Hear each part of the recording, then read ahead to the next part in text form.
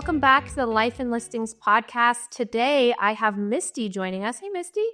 Hey, Jennifer. For everyone that has not met you yet, tell us a little bit about yourself, your business, and who you are. Oh, I'm Misty Maki. I live in Utah, and I moved to a small town. Well, it was a small town 12 years ago, just outside of Salt Lake, called Spanish Fork. It's in Utah County.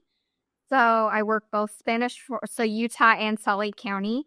I'm coined scrunchy, which means I'm a little bit crunchy and I'm a little bit silky. I love to dress up. I love all of fashion, all of that, but I also just love Utah, right? We love the outdoors, love to hike and go to all of the national parks. I have 2 grown sons and a daughter-in-law and 2 major big dogs. I have 2 mastiffs, so I love to be walking with them. So yeah, that's a little bit about me. Been doing this about 18 years. 18 years. There's no way you look like you've been doing this for 18 years. That's crazy. That's so nice. It's part of the scrunchy, right? Enough makeup in the outdoors. Yeah.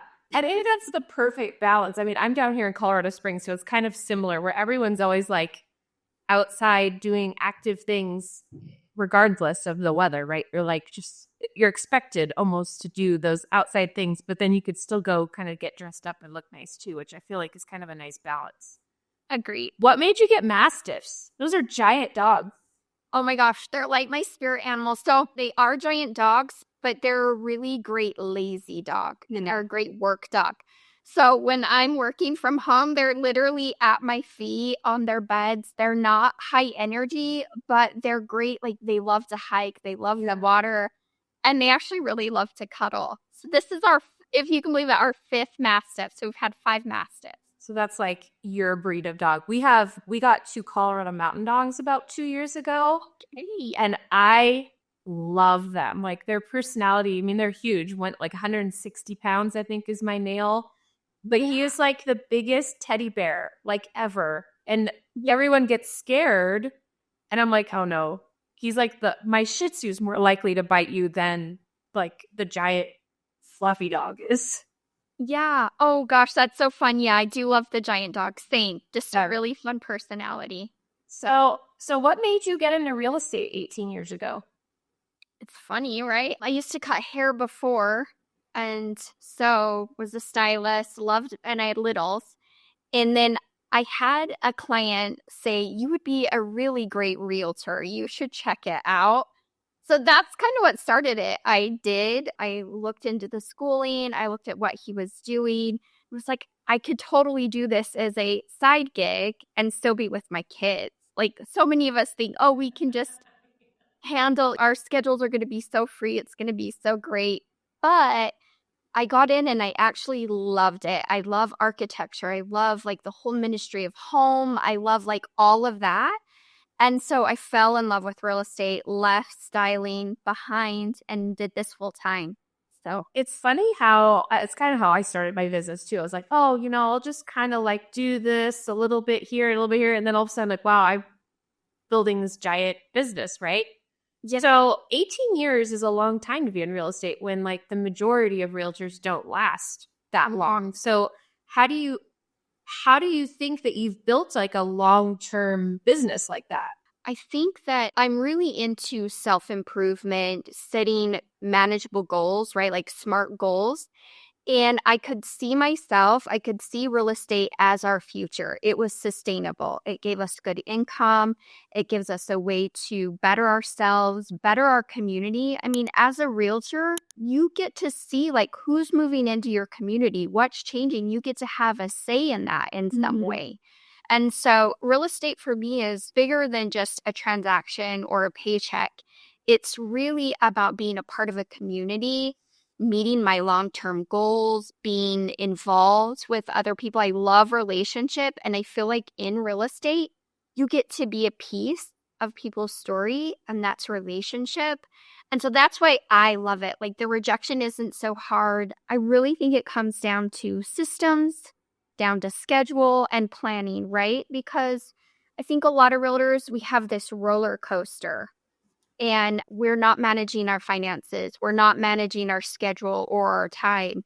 And we can burn out so easily. But I think if you have those things in place, then you can do it long term. Like, what is your passion? What is your why? And then you need the support and the systems.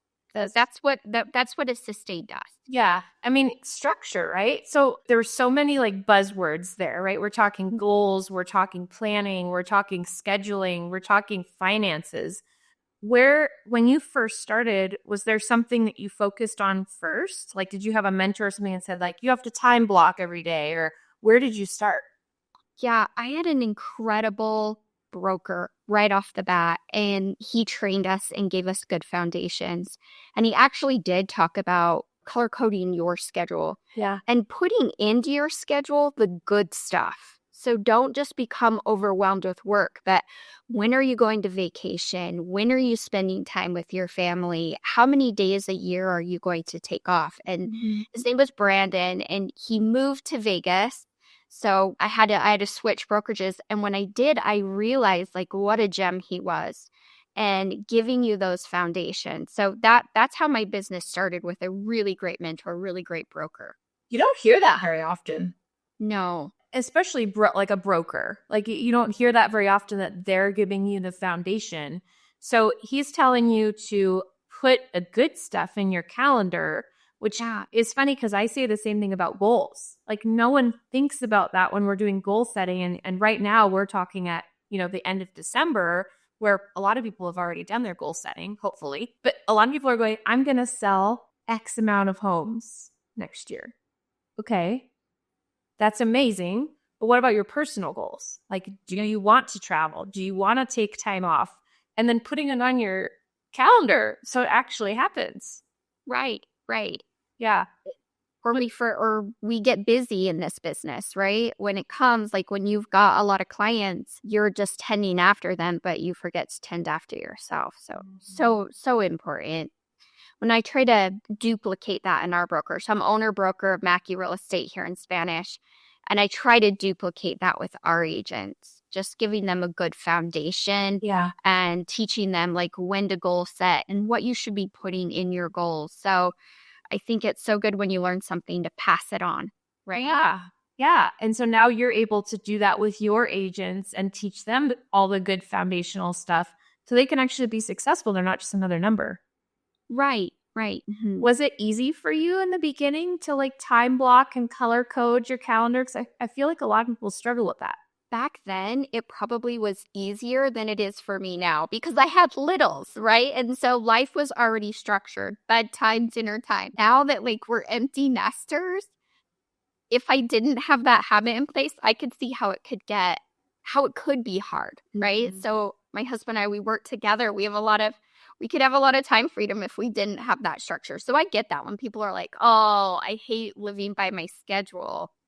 Yeah. I get that. Yeah. I think you are right. When you have little kids, like you have no choice but to put it in your calendar because it's really not going to happen. You don't have a lot of times the flexibility of like, I'm just going to work a little bit later. It's like, no, you got bedtime and then they might need something and you've got to get it all done.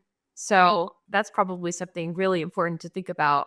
Let's talk about systems. What type of systems, even when you just started, what systems did you set up to bring your business to now? And like what systems have you implemented now? So you run off of everything needs a standard of operation, everything, right? I once had a coach who said, if you were to get sick today or you were to walk away from your business, could you hand over your systems to somebody to take care of it? Is it sustainable or would everything stop? And so we write everything down. When I first started in real estate, I lived by my schedule. I was into the office by 9, I left by 2. And during that time, from 9 to 11, I prospected. I built my business off for sell by owners. Like, that's just all I did until I had enough transactions under my belt that I felt comfortable and other people knew me. So my systems back then were really, 9 to 2. And the funny thing is gosh, it's been so long. Thank you cards, like those were my systems. Here's one thing that I've noticed. Ever since the day I started in real estate, Fridays are my Friday follow-up. Every Friday, my current clients who are either active buyers or active sellers get an email from me like, hey, this is what we did this week. this is what we're going to do next week. Here's what to expect. And then any contracts we've signed during the week, I'm going to put that in the email so they get a double dose of those contracts. Yeah. And then anybody that's a lead, somebody who's warm or hot, I'm following up with them depending either every Friday or every other Friday. And somebody who might be a cold, I'm making sure that they're the first Friday of every month. So I'm not losing anybody. You know, they're obviously added to my CRM now. Back then, no, it was in a date planner, but they're my CRM. I get a notification. I remember to follow up with them. But I noticed that we're high in communication, always communicating with our clients. That has been one system that I think has changed my business. I think so too. I think you're probably getting ahead of a lot of these issues, right? I think what I hear from a lot of agents is they get burnt out because they're like, it's Saturday. I'm trying to take my kid to soccer practice. I'm trying to plan my open house. I'm trying to do all this stuff. And then they're like, my seller's constantly calling me and asking me for feedback or what's going on. I'm like, if you got ahead of it and you told them every Friday, I'm going to update you on the transaction. Every Friday, I'm going to give you any feedback. Any Friday is when you're going to get copies of contracts. They're not going to blow you up the rest of the week because they know what to expect. Right. Huge difference. And you know that you're going to give them an update. So they're not chasing you down and you're super organized. So that was your business in the very beginning. I mean, congratulations, starting your business on for sale by owners. That's impressive, right? Gary, I don't even know. I just knew I loved it and wanted it. So that'll do it. If they can tell you love it and you're passionate about it, that's probably why you converted all of those for sale by owners. So now, where is your business focused now? Is now repeat business and referrals, or what does your business look like now? So I work off 5 pillars of business. One is my CRM/sphere of influence, right? So we're doing client events. I'm following up with everyone in my CRM at least once a quarter via text or phone call. I love a good phone call and a good conversation. So I'm going through my CRM. So there's that. So my CRM, my SOI, and then Google My Business. So really important. Setting myself up here in Spanish Fork because it's a smaller town. 60% of my business is here in Spanish Fork and 40% is in Salt Lake. That's an hour-and-a-half drive. So I love Salt Lake, but we have an agent in Salt Lake that kind of help. And so I appreciate being closer to home, right? Being able to service people there. So my Google My Business, agent to agent referrals. I love to build relationships with people out of state. And even with an agent, say, that's 3 hours south of me or 3 hours north of me, we love to send referrals to one another. Yeah. And then my Geo Farm, which is a great little community here in Spanish Fork that I love to nurture. And then social media. So those are my 5 pillars now. That's where I get most of my business. That seems like a super well-rounded set of pillars, right? You're kind of touching a whole lot of different things. Do you have a main focus? Have you done your goal setting for 2025? Do you have a main focus for next year? Yeah. So our main focus, again, is our SOI. We get a lot of referrals. We get a lot of repeat business from our sphere of influence. So we really love to pour into them. And then my Geo Farm. Yeah. So those are 2 main.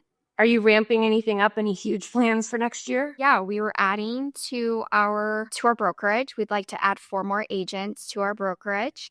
We'd really love to be a standout brokerage in our community. So when you think of the go-to broker, the go-to agent in Spanish Fork, we want people to think of Maki Real Estate. So anyone with this plan. Anyone that's listening and in the area, go talk to Misty for sure. She's got a couple spots for agents, and it sounds like you're going to set them up for success to build their business for the long term.